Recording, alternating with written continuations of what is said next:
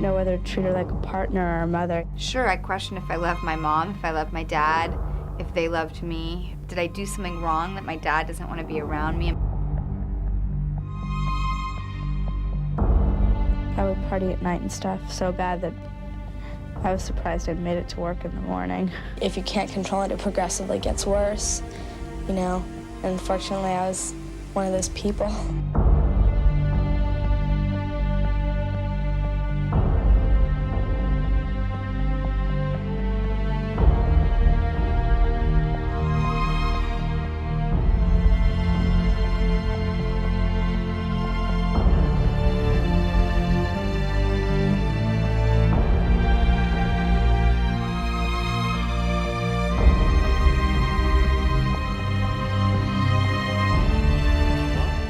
Him if he would go and meet me at a coffee house. He was in his traditional giant cargo shorts and baggy t-shirt, and I was like in pink platforms, leopard coat, and purple hair. And yet I was like, listen, see past this. And we sat and hung out. I remember just being young and excited. And I was like, I just think that what you're doing is so very special, and I want to get in there with you.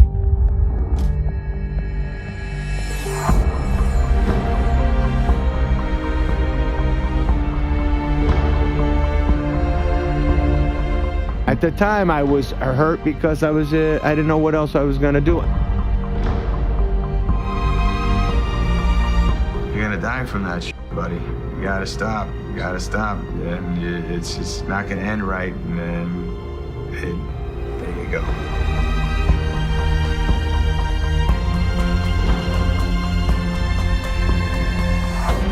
He could have done anything he wanted, and he believed in me, and I believed in him.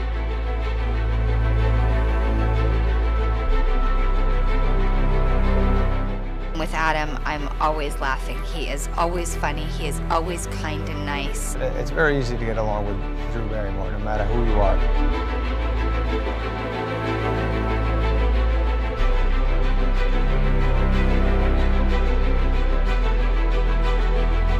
We're a good team. We are good. And we celebrate each other and our lives and our husbands and wives and our kids, and we've seen each other grow up along the way. And it's got a special place in my heart. I'm very protective over the Drew. Even when we're not together, I think of Drew, wish good things on my Drew. Yeah. He's the best partner a girl could ever ask for, seriously. Yeah. And tell that to my wife. What is the most fun thing about working with Adam? How good he is to everybody. He's just a good person. And what is the best thing about working with Drew? Getting to make out with her. Yeah.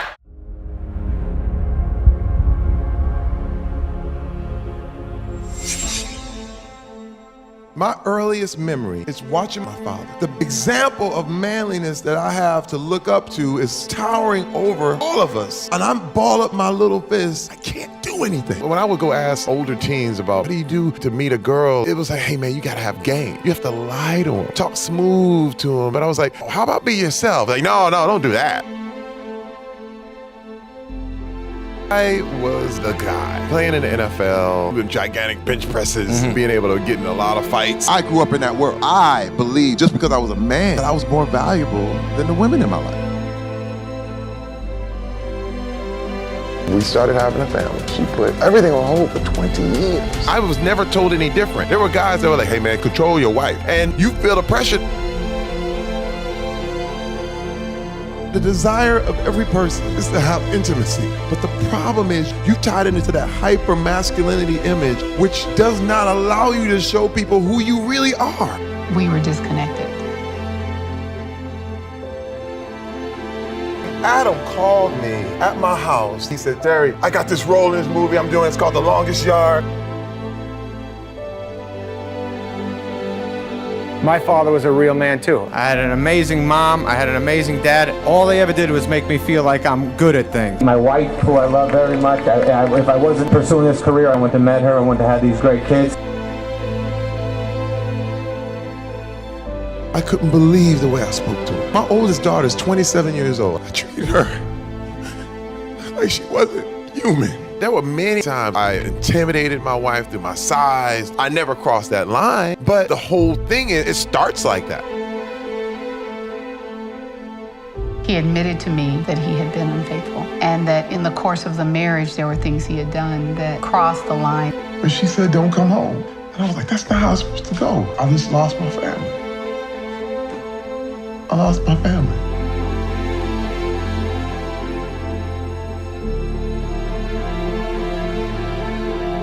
And most men, they just get a divorce, find a new woman, do it all over again. And they never change. I said, wait a minute, maybe it's me. Maybe I do have a problem. That realization sunk in, and it was the beginning of a whole new thing for me. Are you a cool dad? No, I love him. I love him more than anything on the planet, but no, I stink. You have a fork in the road. You either soften and you empathize, or you go the other way, or you go hard. When I see myself through the eyes of my family, it hurts. But manhood, true manhood, is beautiful. It's admitting that you need help. After my wife forgave me, she showed me what true love is, because she loved me anyway. I had true intimacy for the first time. My wife and I were at an event with Adam Sandler. I was standing there with him, and this gentleman comes across the room, and then suddenly my husband backs into me, and he pushes this man. And he's basically staring at me, and I'm looking like, is this a joke? And then he comes back again and grabs me again. I slap his hand away, push him back more forcefully, and I'm like, what are you doing? The way he looked at me, it was like, no one's ever gonna believe you. I immediately held back as a black man in America. Say it as it is. I think it's important. You only have a few shots at success, a few chances to make yourself a viable member of the community. I have seen many young black men who were provoked into violence, and they were in prison or they were killed. My wife told me 3 years earlier, Terry, you can never handle any situation like this with violence. You are a target. And I grabbed her hand and I left that part, and she just kept saying, I'm proud of you.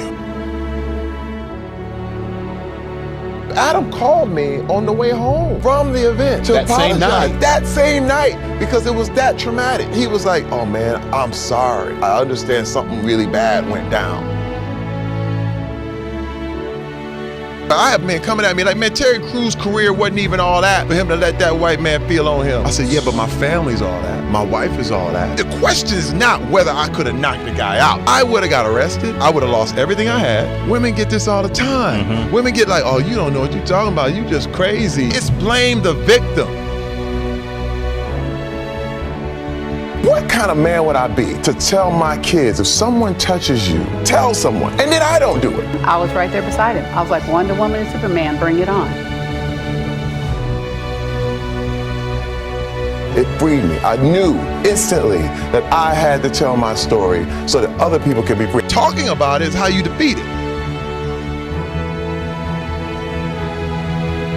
When you're talking about this mindset of masculinity, it's about controlling people. You cannot love someone and control them at the same time. I tell men, you gotta hold other men accountable. We gotta change, y'all. It's gotta be a wake up that's for real.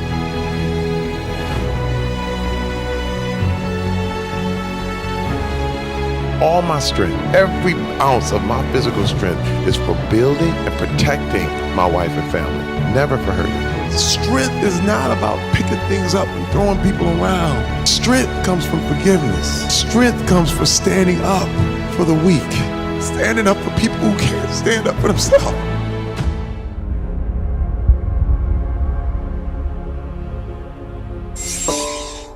It's all I ever talked about in my house. Like, I'm going, this is what I'm made for. And then I was like 15 at the dinner table, and I was saying that same speech, I can't wait to join the military. My father goes, you're not joining the military. And I go, why not? He goes, because you're a Once upon a time, there was a poor little Greek girl growing up in Manhattan by the name of Jennifer Anastopoulos. It hasn't been an easy road for that poor little roly-poly Greek girl. That's how you found out? Mm-hmm. Yeah, from a birthday party. He was quick. There 1 minute and boom, yeah. I think it was like ripping off a Band-Aid, probably be easier that way than a sit down and a whole, you know.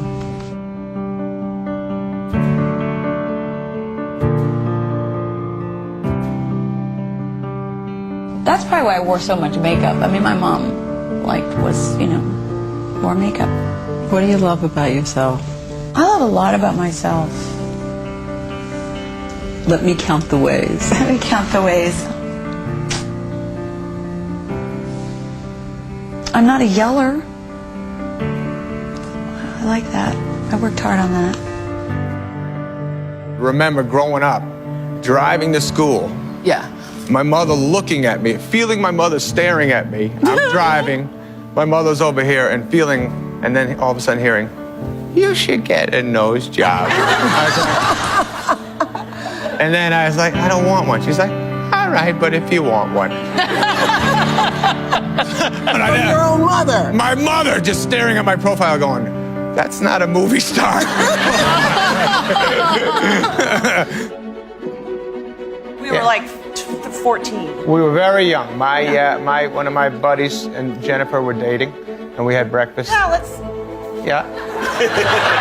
So you were friends before friends, We were friends before friends. Then we wanted Aniston to be on the show with us. I remember being on the 9th floor where Lorne Michaels' office was and seeing Jen come in. I was like, oh my God, there's Aniston. Is she about to be on our show? Her going in, having a talk, leaving, and I was like, wow, I'm gonna be working with Aniston, and then just going, she said no? She said no, Aniston. She's gonna do that. Friends? What the hell is Friends?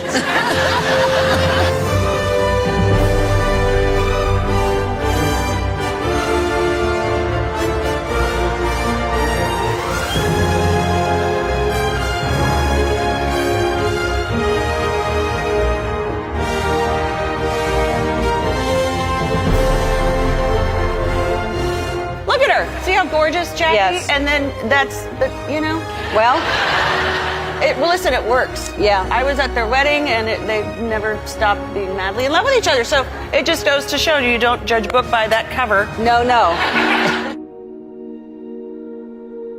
When are you gonna have a baby? That's Jennifer Aniston on Saturday Night Live. What are you gonna do when Friends is over? When are you gonna have a baby? You said after Friends, I'm going to have children. Yeah, who knows? We'd definitely love to have 2, at least. It doesn't feel good to harbor anger and resentment, and we do have tools to work through stuff. Everybody does. I haven't lost a child to war. I haven't lost my home to some natural disaster. This is something that's mending, hearts mend. There's a lot of talking body shaming, Jennifer. Jennifer, there's a lot of talking body shaming. Oh my God, where'd you get that? I got that out of the book she wrote. Oh, Jesus, I've never looked at it. Look at those others.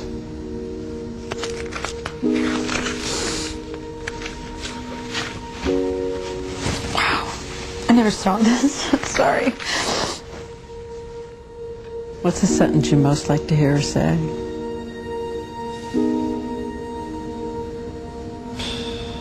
Oh, I'm sorry.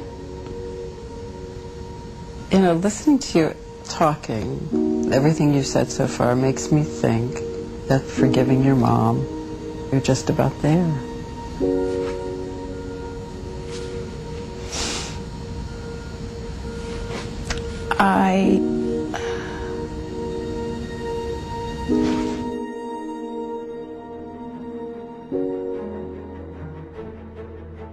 What's your fondest memory in the business, in the industry? I would have to say working with Adam Sandler.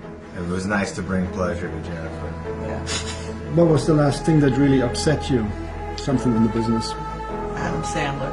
How do you like to have fun when you're off a set? We go to Aniston's house a lot lately. Come over. She makes my pizzas. House. We have pizza night. Play She gives pool. us M&Ms. Watch games. She Sports. has a lot of nice TVs. I hide in one of her rooms. Every time we're with Jennifer, something great happens because everybody loves Jennifer.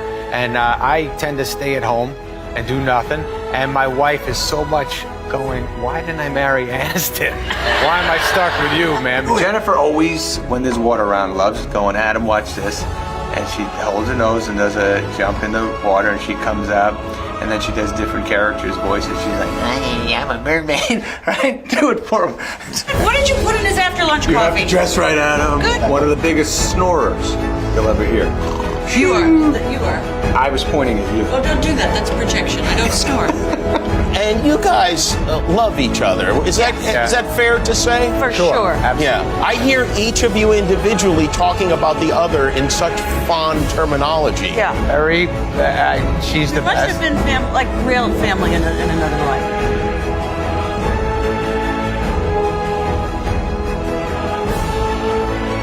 You know, we all have varying degrees of loss and sadness and pain in our lives, and it's a necessity, honestly, because then how would we appreciate the good times and the hopeful times? And it's a personal choice to get up and move on, be better. If you had to go back and talk to your teen self, your 20-year-old self, what was your... Oh, immediately I'd get that nose job.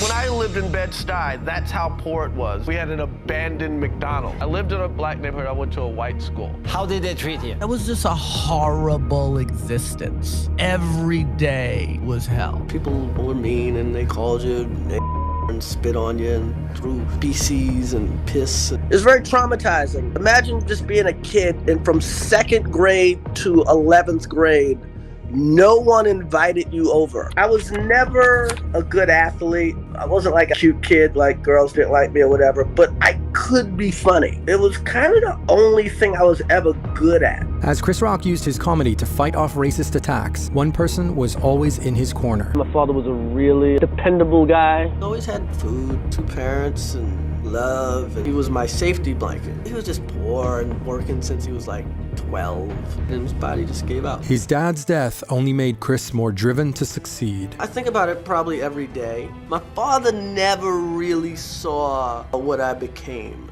I'm not really resting. And part of that is just trying to recreate the security I had as a child. Would I feel the need to have the drive I do if he was alive? His hard work seemed to pay off when he landed a spot on Saturday Night Live. When I got to SNL, they hadn't had a black guy in 8 years. So they literally hadn't had a black guy since Eddie Murphy. I thought I was hot shit. Chris thought he'd finally left his outsider days behind when co-star Adam Sandler welcomed him with open arms. They kind of saved my life. To go to this all-white environment that SNL was and get treated so well. Me and Rock know each other forever, and we used to do the comic strip together. It was the best 3 years of my life. Those are my best friends in the world. They're my frat brothers for the rest of my life. Those are my boys. But despite Adam's friendship, Chris was put in yet another racist box. I got fired because I was leaving. I had these instances where they wanted me to do certain things at SNL. I was like, no, I'm not doing it. All they're gonna want you to do are things involving race or impressions of famous black people. It was weird sitting in my house watching SNL while my friends were on TV. On his own again, Chris barreled ahead into adult life. I bought a house I couldn't afford, and the pressure to pay for that house made me work so hard. How's married life treating you? Married life was pretty cool. It's just, you ever have a job you were just totally unqualified for? I find myself a lot like my father in some ways. My father was saving me from going to jail. My daughters aren't going to jail. I'm never going to be secure again, but my kids can. No matter what he achieved, Chris was still stereotyped for the color of his skin. And the next thing I know, I'm in a police lineup. All I need is some woman sitting there with a black eye, and if she points at me, I'm going to jail. I hadn't done anything. And searching for security, he focused on the wrong things. Get this celebrity, and you don't feel like you deserve it, and you hold on tight to it. I would kill somebody to be famous in jail than to be anonymous in real life.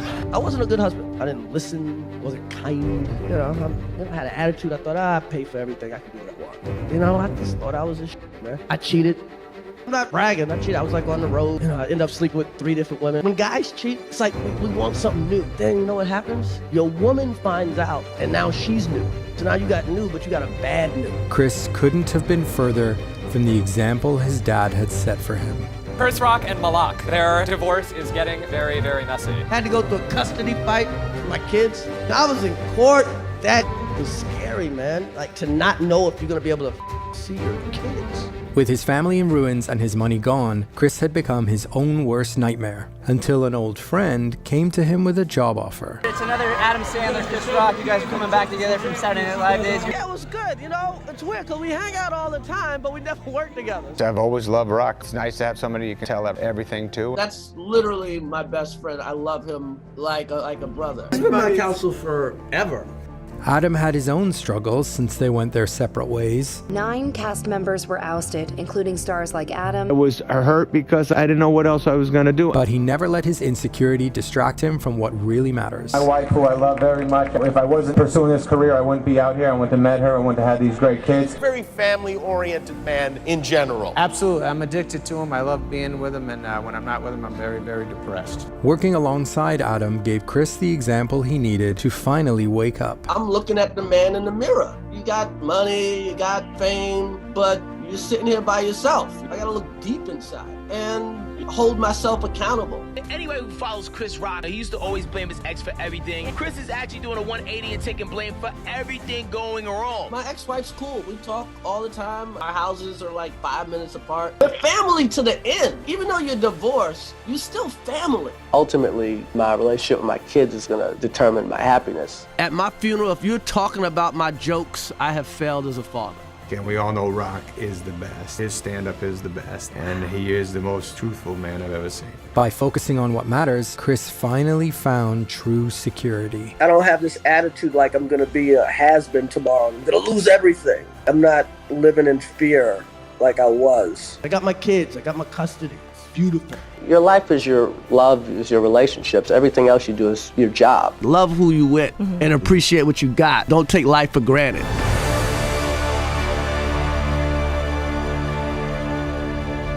Throughout high school, we danced and we sang, imitating Jennifer, and wearing white bandanas and hoop earrings, draped over caramel-colored hair.